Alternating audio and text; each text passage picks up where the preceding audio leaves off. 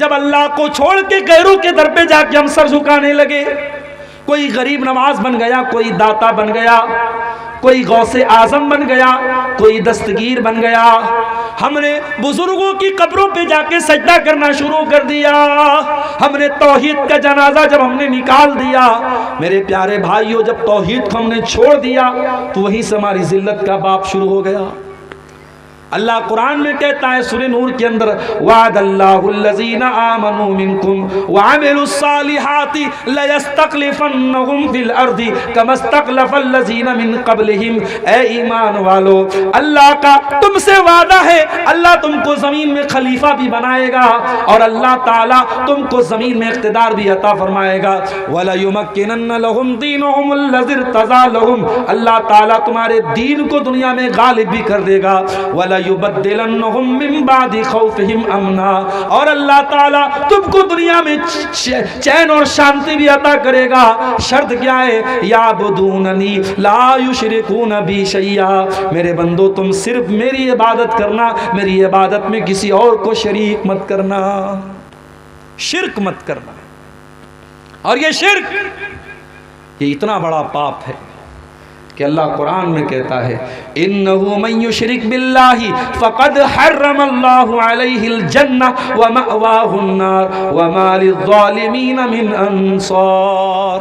जो अल्लाह के साथ शिर्क करेगा वो हमेशा हमेशा जहन्नम में रहेगा, उसका जन्नत में जाना पॉसिबल नहीं है। जो शिर्क करके जाएगा और तौबा किए बगैर मर जाएगा, जो शिर्क की हालत में मर जाएगा, वो कभी जन्नत में नहीं जाएगा। आज मुसलमान को पता ही नहीं कि तौहीद क्या है, शिर्क क्या है, कि कोई भी नारा लगा सकता है, कहीं पर भी सर झुका सकता है। और अल्लाह ताला रहमत नाजिल फरमाए मौलाना अल्ताफ हुसैन हाली के ऊपर। उन्होंने 100 साल पहले जो बात कही थी, 100 साल गुजर गए हिंदुस्तान के इतिहास में, मगर मौलाना हाली का ये शेर आज भी जिंदा है और बिल्कुल सटीक बैठ रहा है। क्या कहा था उन्होंने? करे गैर गरबुत की पूजा तो काफिर, कवाकिब में माने करिश्मा तो काफिर, झुके आग पर बहरे सजदा तो काफिर, जो ठहराए बेटा खुदा का तो काफिर, मगर मोमिनों पर कुशादा है राहें, परस्तिश करें शौक से जिसकी चाहे, नबी को जो चाहे खुदा कर दिखाएं, इमामों का रुतबा नबी से बढ़ाएं, मज़ारों पे जा जा के नजरें चढ़ाएं, शहीदों से जा जा के मांगे दुआएं, न तौहीद में कुछ कमी इससे आए, न इस्लाम बिगड़े न ईमान जाए। मुसलमान का अकीदा इतना कमजोर हो गया मेरे साथ।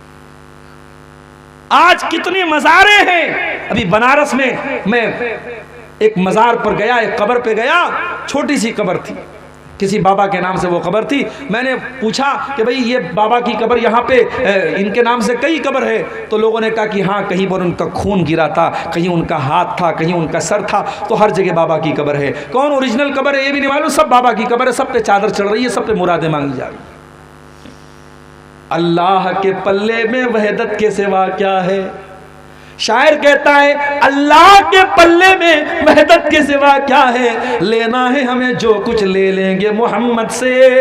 हो लोगों, तुमने तौहीद का मतलब ही नहीं समझा, तुमने तौहीद का जनाजा निकाल दिया। तौहीद तो ये है कि जल जाओ, मर जाओ, कट जाओ, मगर अल्लाह के सिवा किसी और के आगे सर न झुके। ये हाथ उठे तो अल्लाह के आगे उठे। अरे तौहीद तो ये है।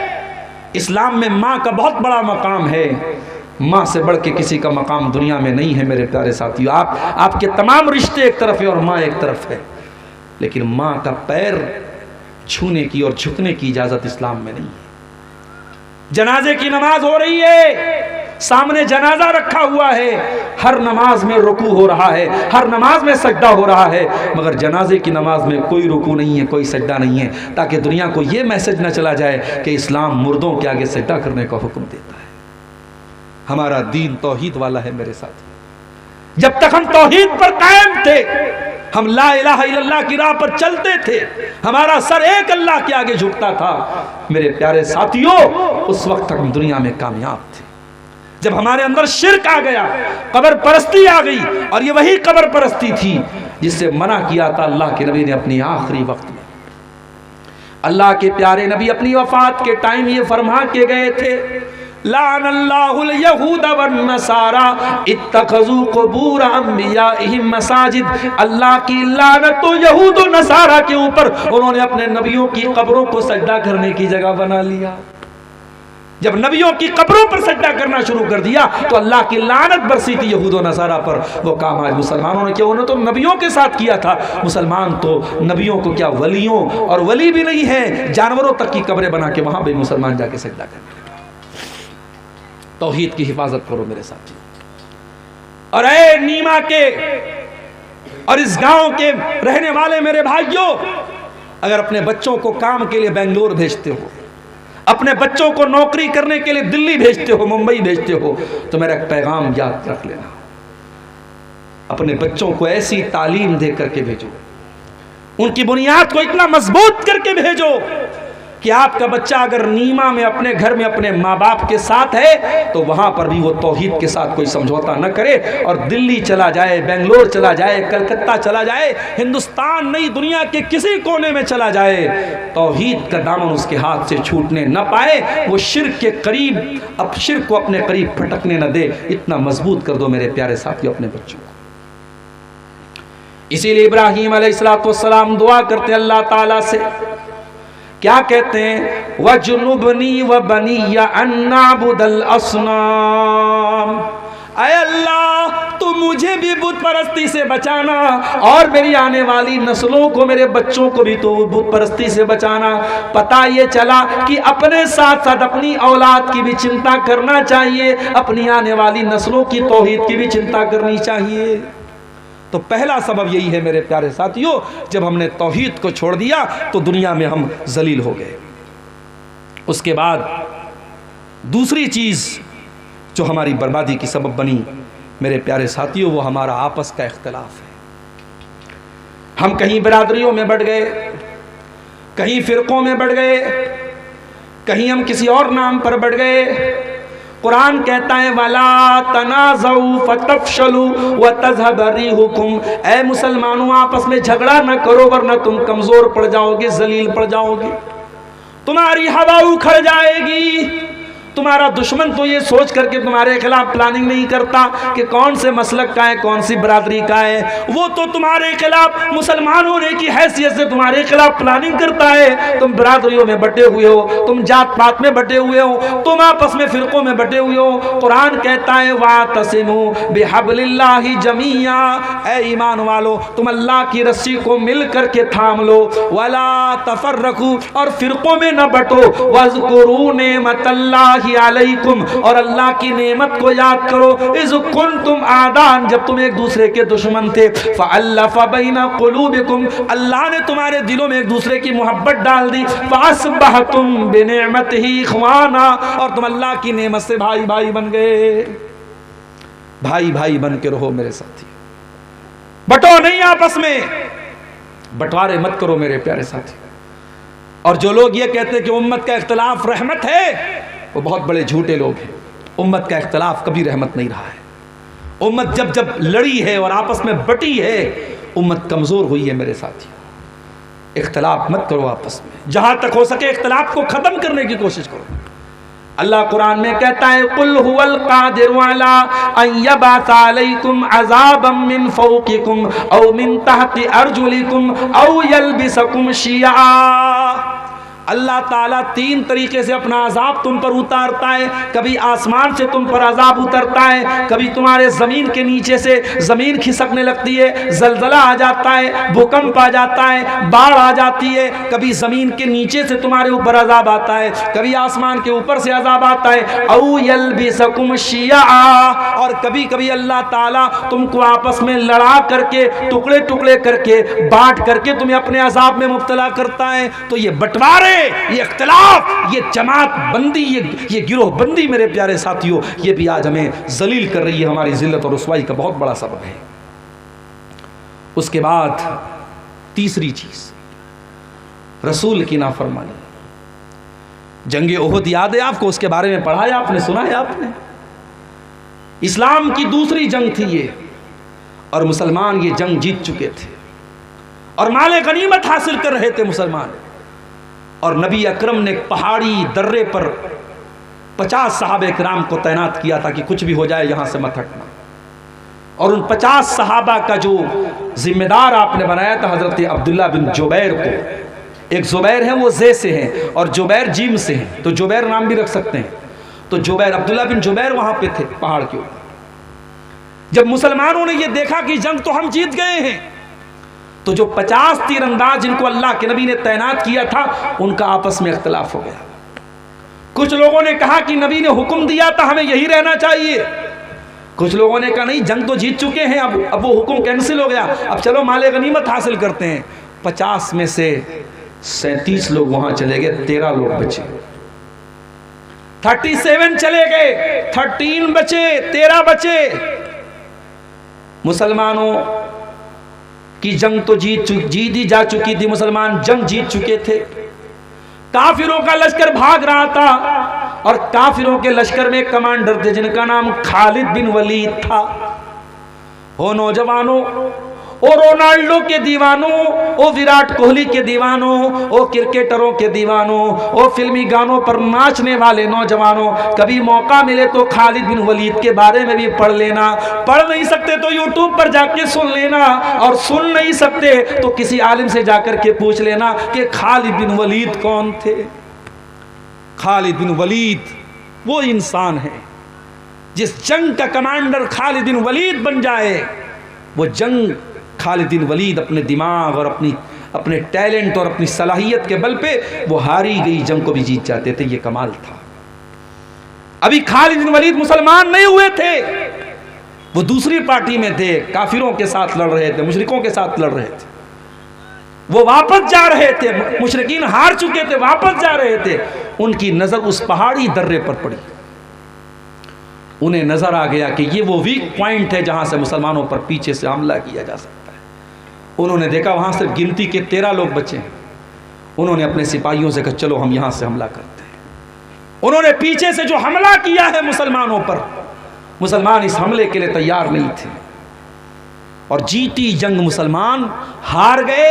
70 सहाबा शहीद हुए, अल्लाह के नबी जख्मी हुए, आपके दांत टूटे, आप जो लोहे की टोपी पहने हुए थे वो उसकी कड़ियां आपके गाल में धंस गई। बहुत तकलीफ उठाई मुसलमानों ने। नबी का एक हुक्म तोड़ने की वजह से बहुत तकलीफ उठाई मुसलमानों ने। अल्लाह ने कुरान में जब इस वाक़े को बयान किया, अल्लाह ने फरमाया हत्ता इज़ा फशिलतुम व तनाज़अतुम फिल अम्री व असैतुम मिन बादि मा अराकुम मा तुहिब्बून। ऐ मुसलमानों, अल्लाह ताला तो जंगे ओहद में भी तुम्हारी मदद कर रहा था। तुम तो दुश्मनों का खात्मा कर रहे थे, तुम तो दुश्मनों पर कंट्रोल पा चुके थे, लेकिन जब तुम कमजोर पड़ गए, तुम आपस में इख्तिलाफ करने लगे और तुमने दुनिया का मालो दौलत देख करके अपने नबी की नाफरमानी कर दी। तो ऐ मुसलमानों, उसके बाद क्या हुआ? फरमाया मिनकुम मन युरीदुद दुनिया, तुम में से कुछ लोग दुनिया चाहते थे, व मिनकुम मन युरीदुल आखिरा, और कुछ लोग आखिरत चाहते थे।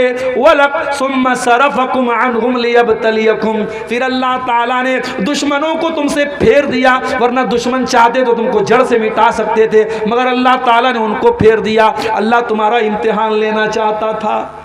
वलक़द अफ़ा अन्कुम, और तुमसे जो कोताही हुई अल्लाह ने माफ़ कर दिया। नबी के सहाबा से जहाँ गलती हुई है, अल्लाह ताला ने गलती बयान करने के बाद कह दिया हमने माफ़ कर दिया। और जब अल्लाह ने माफ़ कर दिया तो किसी सहाबी पर किसी को कीचड़ उछालने की इजाज़त नहीं है। मेरे प्यारे साथियों, अल्लाह ने सारे सहाबा को माफ़ कर दिया। बताना ये चाहता हूँ कि सहाबा के दौर में अगर एक नाफरमानी पर जीती हुई जंग हारी जा सकती है, तो आज मेरे प्यारे साथियों हम अपनी ज़िंदगियों में गौर करें, हम कितनी नबी की नाफरमानियाँ कर रहे हैं। आज मेरे पास सवाल आता है, मौली साहब सुन्नत अगर छूट जाए तो कोई हरज है क्या? अगर हम सिर्फ फर्ज नमाज पढ़ लें, सुन्नत ना पढ़े तो कोई हरज है क्या? ठीक है भाई, अगर कैलकुलेटर पे कैलकुलेट करोगे तो ठीक है। फजर में आप 2 रकात फर्ज पढ़ लो, और जोहर में 4 पढ़ लो, असर में 4 पढ़ लो, मगरिब में 3 पढ़ लो, इशा में 4 पढ़ लो, हो गई फर्ज अदा। मगर जो नबी अकरम सुन्नतें पढ़ते थे और पाबंदी से पढ़ते थे, तो कैसा नबी का चाहने वाला है, तो कैसा नबी से मोहब्बत करने वाला है कि तो नबी की सुन्नतों को छोड़ रहा है। मेरे प्यारे साथियों, यही हमारे ईमान की परीक्षा है, हमारे ईमान का इम्तिहान है। मेरे नौजवानों, ये चेहरे पर जो दाढ़ी है, ये दाढ़ी तुम क्यों रख रहे हो? पहले क्लीन शेव करने वाले नौजवान ज्यादा थे, अब दाढ़ी वाले नौजवान ज्यादा है। क्यों है? मुझे मालूम है वजह क्या है। पहले दाढ़ी ना रखने का फैशन था, अब दाढ़ी रखने का फैशन आ गया। अब दाढ़ी रखने का फैशन आ गया। अब साहब फला क्रिकेटर भी दाढ़ी रखे हुए, फला फिल्मी हीरो भी दाढ़ी रखे हुए। इसका मतलब कि आपको नबी की सुन्नत से कोई लगाव नहीं, आप इसलिए दाढ़ी नहीं रखे कि नबी की सुन्नत है। आपने दाढ़ी अगर रखी भी है तो इसलिए रखी है कि ये स्मार्टनेस की निशानी है, ये फैशन की निशानी है। आप फैशन की तकलीद कर रहे हैं, फैशन के पीछे आप पड़े, आपको नबी की सुन्नत से कोई प्यार नहीं है। नबी के दौर में एक सहाबी थे, उनके बाल थोड़े लंबे थे और कपड़ा उनका टखने के नीचे रहता था। नबी अकरम के सामने लोगों ने जिक्र किया कि अल्लाह के नबी, आपके फला सहाबी है, नौजवान हैं, उनका बाल थोड़ा बड़ा बड़ा है और कपड़े टखने के नीचे रहते हैं।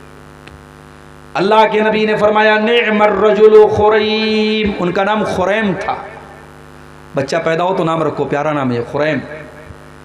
जैसे शुरैम लोग नाम रखते हैं, सुदैस नाम रखते हैं, तो खुरैम नाम भी रख सकते हैं, सहाबी का नाम है।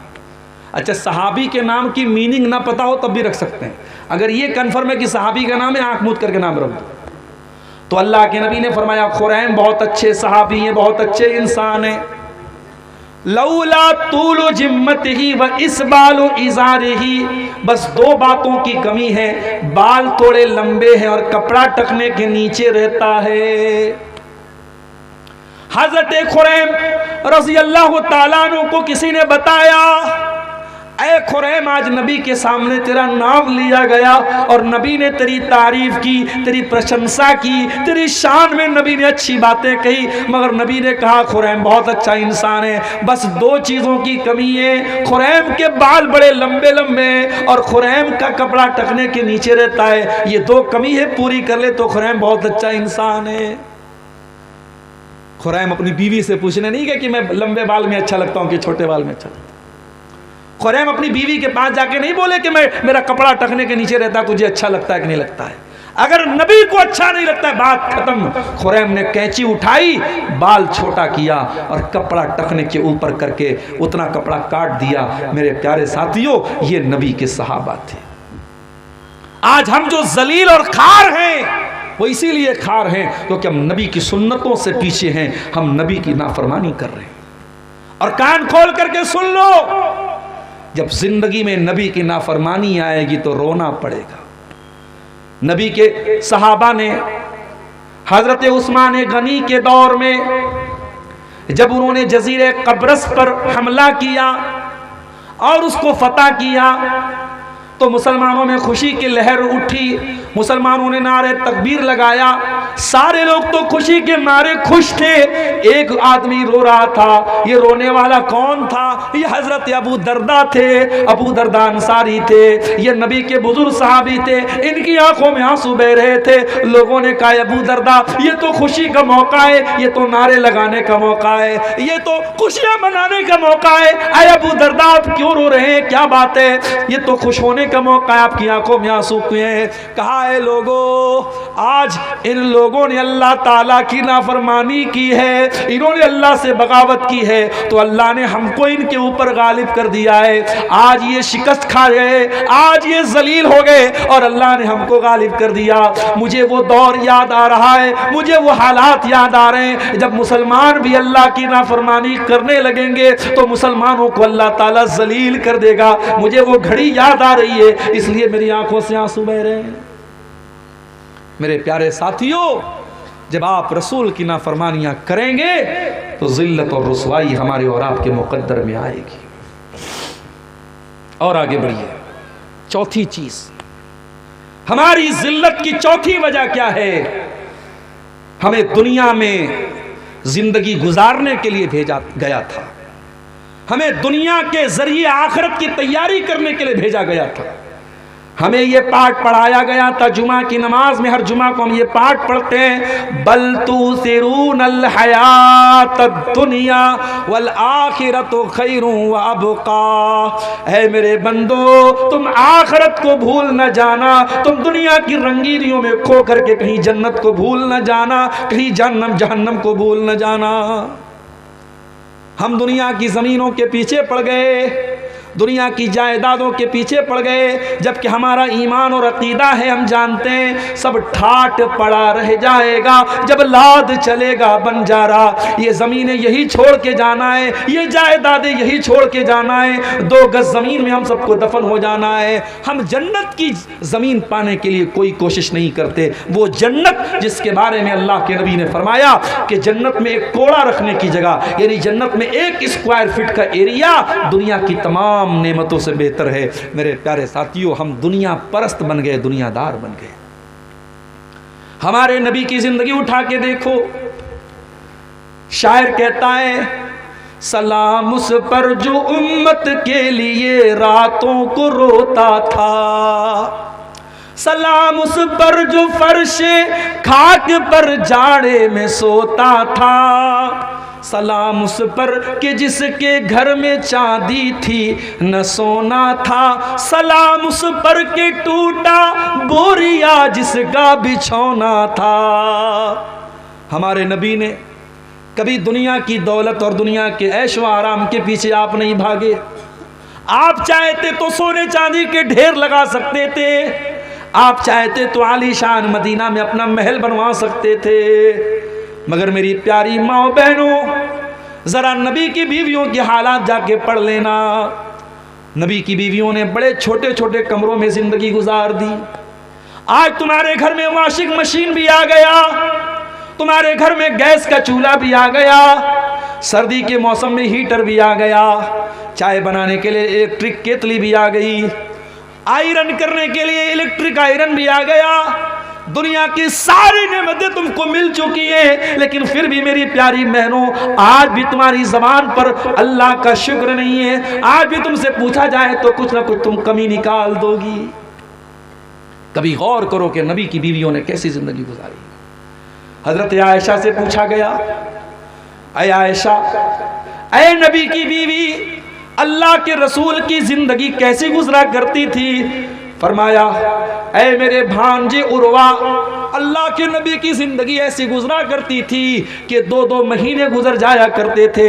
वमा यूक़दु फी अबियाति रसूलिल्लाहि सल्लल्लाहु अलैहि वसल्लम अन्नार, और अल्लाह के रसूल के किसी घर में चूल्हा नहीं जलता था। अल्लाह के नबी के घर वाले खजूर खा करके और पानी पी करके गुजारा कर लिया करते थे। वो आरामदेह गद्दों पे सोने वालों, ओ सर्दियों में बड़े मोटे मोटे कंबल और रजाइयों में लपेट करके सोने वालों, तुम्हारे नबी को कभी गद्दा नसीब न हुआ। तुम्हारे नबी तो टूटी चटाई पे लेटा करते थे, और जब गद्दा ऑफर किया गया, जब आपके नबी को आरामदेह गद्दा ऑफर किया गया, आपके नबी ने क्या जवाब दिया? फरमाया, माली वली दुनिया, ओ लोगों मेरा दुनिया से क्या लेना देना है। मान इल्ला करा के बिन, मैं तो दुनिया में एक मुसाफिर की तरह हूँ, मैं तो दुनिया में एक मुसाफिर की तरह आया हूँ। इस्तज़ल्लता तशजरतिन, जो किसी पेड़ के नीचे आराम करने के लिए आता है, थोड़ी देर आराम करता है, सुम्मा राह फतरा कहा, और फिर अपनी मंजिल की तरफ चला जाता है। मैं दुनिया में परमानेंट नहीं आया हूं। ये पैगाम आपके नबी ने आपको दिया है मेरे प्यारे साथी, ये पैगाम हमने भुला दिया, ये मैसेज हमने भुला दिया। दुनिया हाय दुनिया, हाय दुनिया, हमारी जिंदगी दुनिया के लिए, सुबह से लेकर शाम तक दुनिया के लिए जीते और मरते हैं, जबकि ये दुनिया अल्लाह के नबी की नज़र में कैसी थी और अल्लाह की नज़र में कैसी थी मेरे साथी। नबी अकरम सहाबा के साथ जा रहे थे, रास्ते में एक बकरी का बच्चा मरा हुआ पड़ा था, छोटे छोटे कान वाला। आपने उस मरे हुए बकरी के बच्चे के कान को पकड़ा। सही मुस्लिम की रिवायत है, आपने पूछा कि है मेरे सहाबा, इस मरे हुए बकरी के बच्चे को कौन 1 दिरहम में खरीदेगा?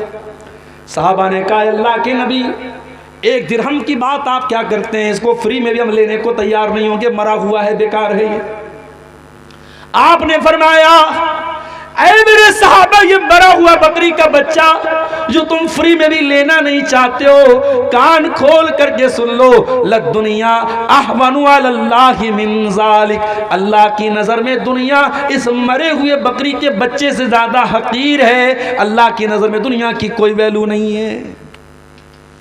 मैं आपको दुनिया छोड़ने की बात नहीं कर रहा हूं, दुनिया कमाइए, बहुत खूब पैसा कमाइए, इस्लाम में मना नहीं है।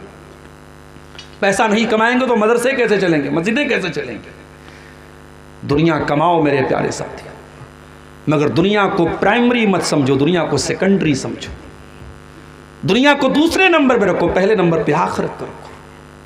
कारून का नाम सुना है? बहुत पैसे वाला था कारून, इतनी दौलत थी कारून के पास कि उसकी दौलत के जो खजाने की जो चाबियां थी बड़े बड़े पहलवान उठाते थे। जब कारून को अल्लाह ताला ने नसीहत की तो कारून से क्या कहा? अल्लाह ने ये नहीं कहा ऐ कारून तेरे पास इतनी दौलत है, मदरसे में दान दिया कर, मस्जिद में दान दिया कर। अल्लाह ने क्या कहा? फरमाया वब्तगी फीमा आताकल्लाहु दारल आखिरा, ऐ कारून तुझको अल्लाह ने दौलत से नवाजा है, अपनी दौलत के जरिए तू आखिरत की तैयारी कर। वला तंस नसीबक मिनद दुनिया, और ऐ कारून दुनिया में जो तेरा हिस्सा है अपनी दुनिया के हिस्से को भी तू मत भूल, दुनिया का भी हक अदा कर, लेकिन असल मकसद तू आखिरत को बना ले। तेरी जिंदगी का प्राइमरी मकसद आखिरत होना चाहिए। मेरे प्यारे साथियों, जब हम दुनिया परस्त बन गए तो हम वहीं से हमारी उल्टी गिनती शुरू हो गई और हम जलील हो गए। और ये खतरा था अल्लाह के रसूल को, ये खतरा था अल्लाह के नबी को कि मेरी उम्मत दुनिया परस्त हो जाएगी।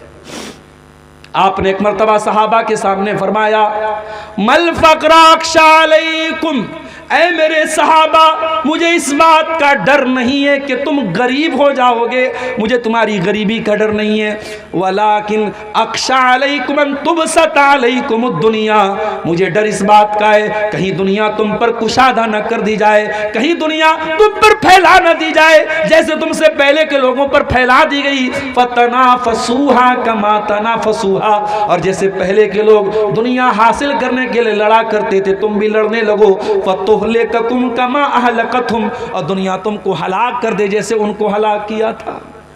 तो ये चौथी चीज़ है मेरे प्यारे साथियों, हमारी दुनिया परस्ती भी हमारी जिल्लत और रुसवाई का एक बहुत बड़ा सबब है। और पांचवी चीज़ हमारी इल्म दीन से दूरी, हमारे पास दीन की नॉलेज नहीं है।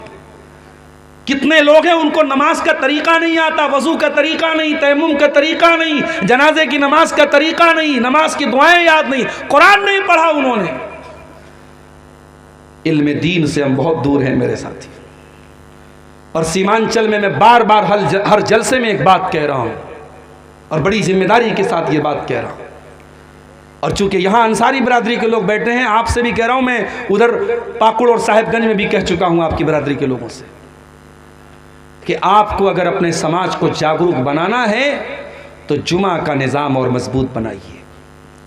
अपनी मस्जिदों में अच्छी तनख्वाह पर अच्छा इमाम रखिए जो तैयारी के साथ जुमा का खुतबा दे। और अगर 12 बजे जुमा का खुतबा शुरू होता है तो कोशिश कीजिए 11:30 बजे, पौने 12 बजे मस्जिद में पहुंच जाइए और अच्छे मौज़ूआत पर तकरीरें हो जुमा के खुतबे में। और उसके बाद आप बच्चों को भी लेके पहुंचिए और अपनी माओ बहनों को भी आप मस्जिद में उनका भी इंतज़ाम कराइए।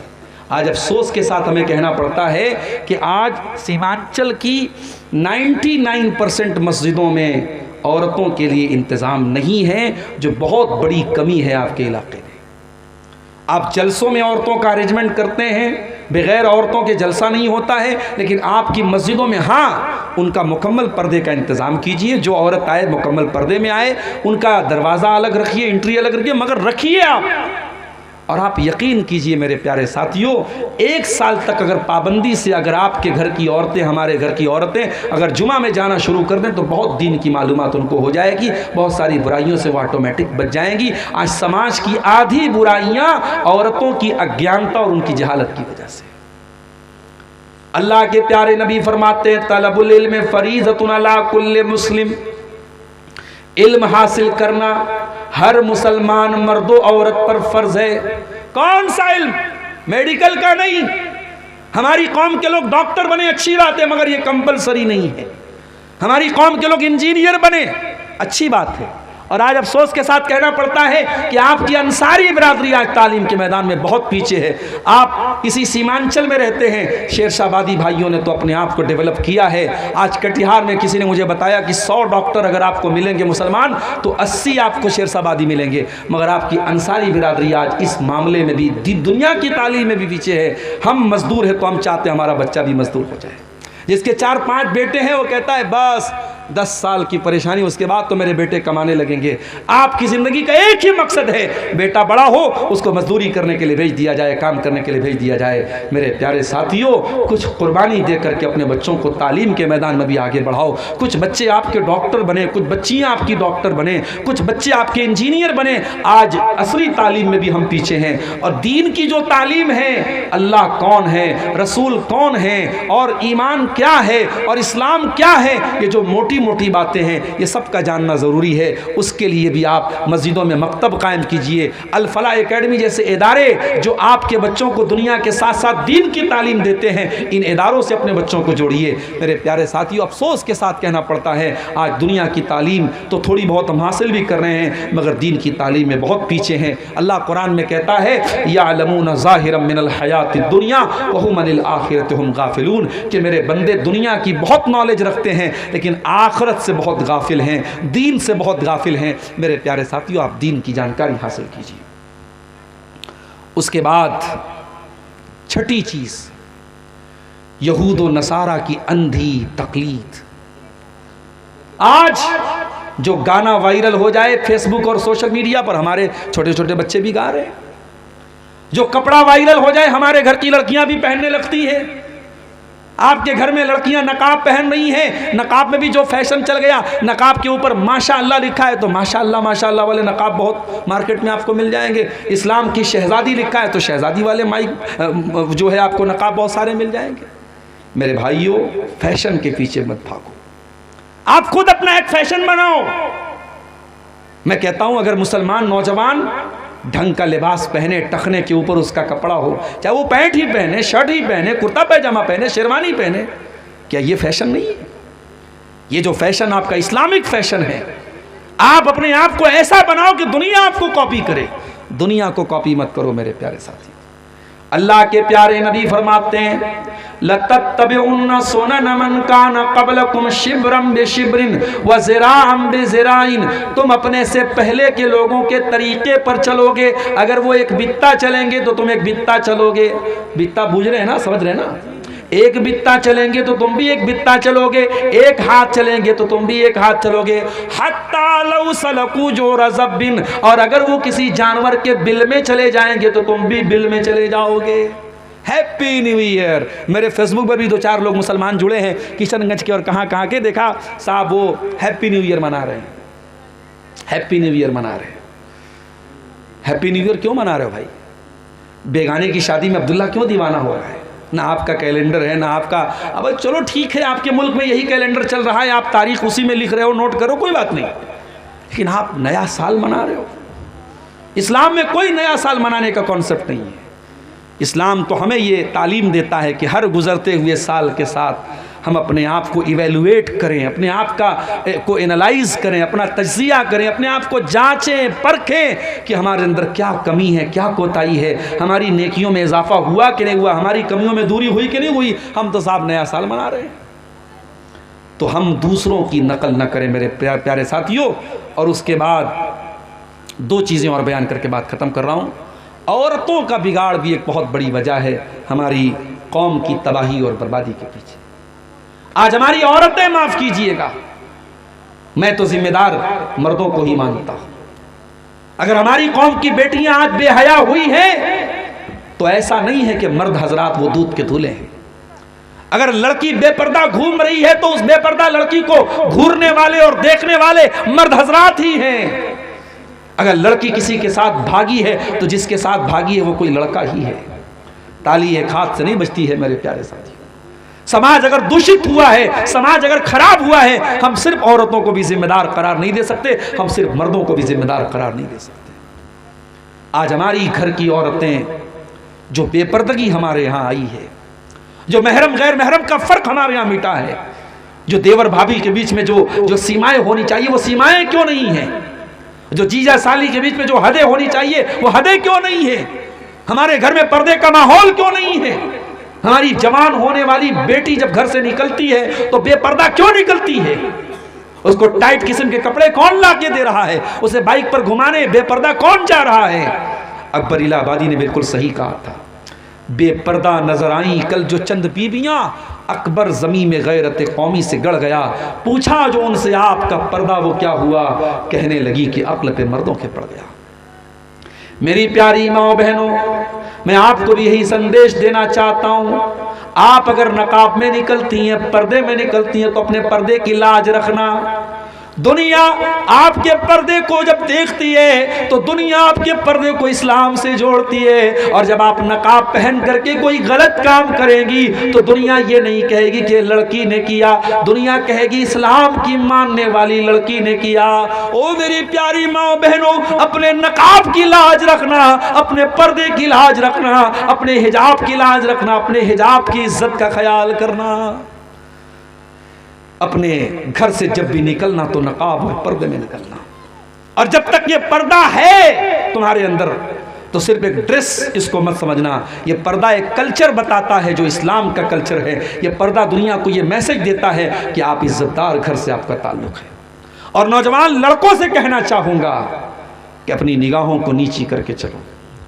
ज़माना बहुत ख़राब है, बहुत बेहयाई फैल गई है, मगर अल्लाह ताला के आपको हिसाब देना पड़ेगा कि तुमने अपनी निगाहों को बेबाक कर दिया। क्यों तुमने अपनी निगाहों को आवारा छोड़ दिया? इन आँखों से गलत चीज़ों को अगर देखते हो तो ये आँखों का ज़िना है। अपनी आँखों को ज़िना से बचा लेना। इंस्टाग्राम और स्नैपचैट पर बेहुदा वीडियोज़ देखने वाले नौजवानों, अपनी आँखों के साथ साथ अपने शरीर को और अपनी जवानी को बर्बाद मत करो। कहीं ऐसा न हो कि ये गंदी चीज़ें देखते देखते तुम इस कदर कमज़ोर हो जाओ कि एक वो दिन आए कि जब तुम शादी के काबिल भी न बचो, तुम बीवी बच्चों के काबिल भी न बचो, तुम्हारी जिंदगी से रौनकें खत्म हो जाएं, तुम्हारी जिंदगी से खुशियां खत्म हो जाएं। और आखिरी बात बयान करके मेरे प्यारे साथियों मैं आपसे इजाज़त लूँगा। वक्त काफ़ी ज़्यादा हो गया, सर्दी का मौसम है। मैं तबीयत की नासाजी के बावजूद काफ़ी देर से आपके सामने खिताब कर रहा हूँ। एक आखिरी पॉइंट पर बात ख़त्म करता हूँ। आज हमारी जो ज़िल्लत और रुसवाई है मेरे प्यारे साथियों, उसमें एक बहुत बड़ी वजह तवक्कुल की कमी है। हमें अल्लाह की मदद पर यकीन नहीं है, हमें अल्लाह की तकदीर पर यकीन नहीं है। याद रखो, हम मुसलमान हैं और मुसलमान जिन चीज़ों पर ईमान रखता है उसमें से एक अल्लाह की तकदीर है। हमें अल्लाह की तकदीर पर भी हमारा ईमान है, हमारा ये अकीदा है, कुल लन युसीबना इल्ला मा कतबल्लाहु लना। हमें नहीं पहुंच सकती कोई मुसीबत जब तक अल्लाह हमारे मुकद्दर में न लिख दे। अगर अल्लाह ने कोई मुसीबत हमारे मुकद्दर में लिख दी तो दुनिया की कोई ताकत हमें बचा नहीं सकती, और अल्लाह ने अगर बचाना लिखा है तो दुनिया की कोई ताकत हमें वो मुसीबत दे नहीं सकती। तवक्कुल करो, अल्लाह की ज़ात पर यकीन करो, पक्के ईमान वाले बनो। अगर तुम्हारा ईमान पक्का होगा अल्लाह तुम्हें रुसवा नहीं करेगा। मेरे प्यारे साथियों, मैंने खुतबा मसनूना के बाद जो आयत पढ़ी थी उस आयत में यही पैगाम आपको दिया गया है, या अय्युहल्लज़ीना आमनू इन तंसुरुल्लाह यंसुरकुम व युसब्बित अक़दामकुम। ऐ ईमान वालो, जब तुम अल्लाह के दीन की मदद करोगे तो अल्लाह तुम्हारी मदद करेगा और अल्लाह तुम्हें साबित कदम रखेगा, अल्लाह तुम्हारे कदम को मजबूत रखेगा, अल्लाह तुम्हें टूटने नहीं देगा, बिखरने नहीं देगा। याद करो अपने नबी के दौर के हालात। कभी आपके नबी गारे सौर में थे और दुश्मन बिल्कुल करीब पहुंच चुका था, और आपके नबी ने अपनी ज़बान से कहा था हज़रत अबू बकर सिद्दीक़ से, ला तहज़न इन्नल्लाह माअना, ऐ अबू बकर डरो नहीं, अल्लाह हमारे साथ है। कभी हज़रत मूसा अलैहिस्सलाम ने कहा था अपनी कौम से, इन्ना मई रब्बी सयहदीन, मेरा अल्लाह मेरे साथ है, वो ज़रूर कोई ना कोई रास्ता निकालेगा। कभी इब्राहीम अलैहिस्सलाम ने कहा था जब अपनी कौम को छोड़ के जा रहे थे, इन्नी ज़ाहिबुन इला रब्बी सयहदीन, मेरा रब ज़रूर कोई ना कोई रास्ता निकालेगा। मेरे प्यारे साथियों, आज समंदर में रास्ता आज भी बन सकता है। हमारे पास मूसा के ईमान वाला असा तो हो, मूसा के तवक्कुल वाला असा तो हो। अपने तवक्कुल को मजबूत कीजिए, अपने ईमान को मजबूत कीजिए। ये कमज़ोरी की चादर उठा के फेंक दीजिए, ये ज़िल्लत और रुसवाई और बुज़दिली की चादर उठा के फेंक दीजिए। बुज़दिल न बनो, कमज़ोर न बनो। और मेरे नौजवानों, मैं आपको मैसेज देता हूँ, ताकतवर बनो, जिम जाओ, शरीर को भी ताकतवर बनाओ, सुबह जल्दी उठो, फजर की नमाज में उठो। अल्लाह के साथ अपना ताल्लुक मजबूत करके ईमान वाली ताकत भी पैदा करो, जिस्मानी ताकत भी पैदा करो, पढ़ लिख करके तालीम की ताकत भी पैदा करो, हर एतबार से ताकतवर बनो। और जब एक मुसलमान ताकतवर बनेगा तो वो अपनी ताकत का दुरुपयोग नहीं करेगा, वो ताकत का गलत इस्तेमाल नहीं करेगा, वो किसी कैफे में जाके किसी बेकसूर को नहीं मारेगा, किसी की मॉब लिंचिंग नहीं करेगा, किसी की हत्या नहीं करेगा, किसी के मजहब पर छीटाकशी नहीं करेगा। जो सच्चा पक्का मुसलमान होगा वो अपनी ताकत का कभी मिसयूज नहीं करेगा। उसकी ताकत का इस्तेमाल होगा तो जुल्म के खात्मे के लिए होगा, उसकी ताकत का इस्तेमाल होगा तो मजलूम की मदद के लिए होगा, उसकी ताकत का इस्तेमाल होगा तो जालिम के खिलाफ होगा। मेरे प्यारे साथियों, ताकतवर बनिए, देश के काम आइए, कम्युनिटी के काम आइए, समाज के काम आइए। आखिरी हदीस पढ़ के बात खत्म कर रहा हूं। अल्लाह के प्यारे नबी ने फरमाया, खैरुन्नास अनफउहुम लिन्नास, लोगों में सबसे बेहतरीन वो है जो लोगों के लिए लाभदायक हो, जो लोगों को फ़ायदा पहुंचाता हो। आप देखिए आपकी ज़ात से समाज को क्या फ़ायदा पहुंच रहा है। मेरे प्यारे साथियों, ये असबाब ज़वाल उम्मत के मौजू पर चंद बातें आपके सामने रखी गई, इस उम्मीद के साथ कि हम अपनी कमज़ोरियों को टटोलेंगे, अपने गरेबानों में झांकेंगे और इन कमियों को दूर करके हम अपनी इस्लाह करेंगे। रब्बुल आलमीन से दुआ है, इलाह आलमीन